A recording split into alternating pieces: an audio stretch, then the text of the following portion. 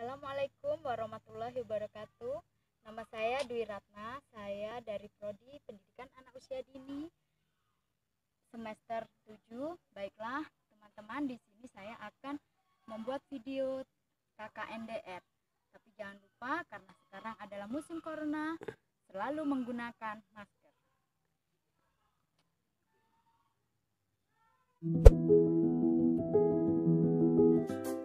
Setiap anak memiliki dunia dan karakteristik sendiri yang berbeda dengan orang dewasa. Mereka sangat aktif, dinamis, antusias, dan hampir selalu ingin tahu terhadap apa yang dilihat dan didengarnya, serta seolah-olah tak pernah berhenti belajar. Setiap anak dapat mengalami proses tumbuh kembang yang berbeda satu sama lain, dan perkembangan yang dicapai setiap anak pun tentu tidak sama hasilnya. Terdapat anak yang mungkin mengalami keterlambatan dalam perkembangannya jika dibandingkan dengan tugas perkembangan anak pada umumnya. Meskipun demikian, melalui stimulasi yang tepat disertai asupan nutrisi yang baik, diharapkan anak dapat mengejar keterlambatannya dan mencapai perkembangan yang lebih optimal. Menurut Richard D. Kellogg, karakteristik anak usia dini yang khas adalah: pertama, anak itu bersifat egosentris. Anak yang masih bersifat egosentris cenderung melihat dan memahami sesuatu dari sudut pandang dan kepentingannya sendiri. Hal ini dapat dilihat dari perilakunya seperti masih berebut alat-alat mainan, menangis bila menghendaki sesuatu yang tidak dipenuhi, atau memaksakan sesuatu terhadap orang lain. Tugas saudara sebagai guru adalah membantu anak dalam memahami dan menyesuaikan diri dengan dunianya dengan cara positif.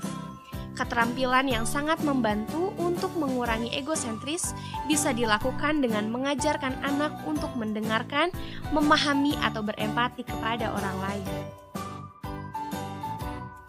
Kedua, anak memiliki rasa ingin tahu yang besar. Menurut persepsi anak, dunia ini dipenuhi dengan hal-hal yang menarik dan menakjubkan. Hal ini menimbulkan rasa keingintahuan anak yang tinggi. Rasa keingintahuan sangatlah bervariasi, tergantung dengan apa yang menarik perhatiannya. Sebagai seorang pendidik, jangan pernah bosan menjawab pertanyaan anak. Jawablah dengan jawaban yang logis dan sesuai dengan kemampuan bahasanya. Berikan jawaban yang singkat, namun jelas dan mudah dipahami. Jangan pernah memberikan jawaban yang tidak benar karena informasi yang diterimanya akan bertahan cukup lama. 3. Anak adalah makhluk sosial. Karakteristik ini terlihat ketika bermain. Semakin usia anak bertambah, semakin cakap kemampuannya bersosialisasi. Anak senang diterima dan berada dengan teman sebayanya. Mereka senang bekerja sama dalam membuat rencana dan menyelesaikan pekerjaannya. Mereka secara bersama saling memberikan semangat dengan sesama temannya. Anak membangun konsep diri melalui interaksi sosial di sekolah. Ia akan membangun kepuasan melalui penghargaan diri ketika diberikan kesempatan untuk bekerja sama dengan temannya. Untuk itu, pembelajaran dilakukan untuk membantu anak dalam perkembangan penghargaan diri.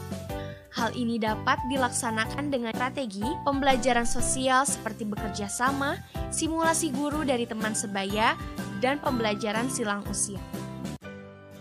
4. Anak bersifat unik.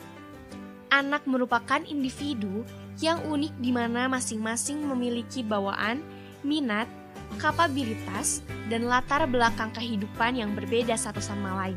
Tidak ada dua anak yang sama persis meskipun mereka kembar identik.